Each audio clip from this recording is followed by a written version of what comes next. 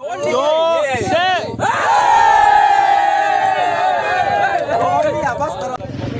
این جام نوروزیه که هر سال توی کیشکور برگزار میشه و از سرتاسر سرباز میان تو این جام شرکت میکنن.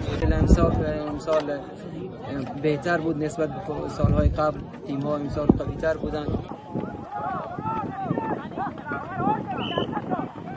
زمین روستای سگار در بخش کیشکور هر ساله میزبان مسابقات شهرستانی و استانی می باشد.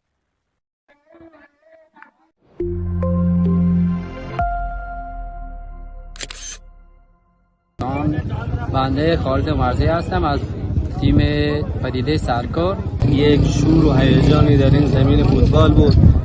زمین خاکی فوتبال روستای سگار بخش کیشکور استانداردترین زمین در شهرستان سرباز می باشد. ورزش بخش کیشکور ورزش خیلی دیرینه‌ای هست، خیلی قدمت داره، ولی متاسفانه با قدمتی که داره زیرساختاش هنوز تامین نشده.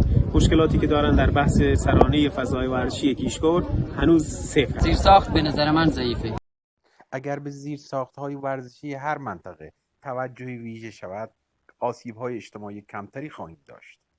مشکلاتی که دارن در بحث سرانه فضای ورزشی کیشکور هنوز صفر است، یعنی حتی یک متر سرانه فضای ورزشی ما در بخش کیشکور نداریم. تماشاگرانی که از اقصا نقاط سرباز برای دیدن این مسابقات به روستای سگار میان، ولی این زمین دارای مشکلاتی است.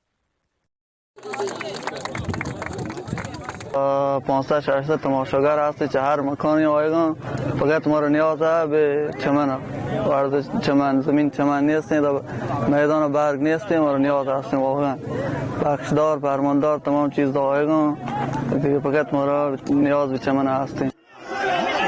بگیری باره تمامه ماشاءالله تمام. چون چند سالی میشه تا وقتی که من یادم هست فوتبال بازی کردم تو اینجا، اکثر جام‌ها رو خودم درو کردم، خودم بودم، حالا کاپا و این چیزا همشون رو دارم. بعد اینجا امسال کشکار الحمدلله پیشرفت کرده بود، تیم منتخبی زده بود، با این تیم منتخب تیمشون واقعا عالی بازی کرد. خب مسئولین باید بیشتر توجه کنن، چون استعدادهای بسیار زیادی ما تو بخش سرکار حتی تو بخش کشکار داریم که دارن میسوزن واقعا، نیست نمیان پیدا نمیکنن استعداد.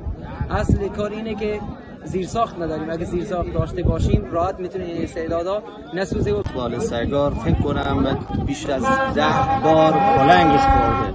10 سال گذشته کلنگش خورده، هنوز ما پیگیر مسابقات قبلی هستیم. ان شاءالله در برنامه بودجه سال جدید این همت اداره ورزش رو میطلبه و جوانان خیلی پرشوری هم داریم که یک آکادمی تشکیل دادن و به صورت خیلی رسمی دارن ورزش فوتبال رو پیگیری میکنن در زمینهای خاکی. به زمین اینجا ما داریم حدود سالهای 93-94 کلنگش زده شده، ولی هنوز 1 متر از این زمین کار نشده که انتظار داریم مسئولین زمین رو به برداری برسن. زمینی هستش که چشم همه کیشکوری ها به همین زمین هستش.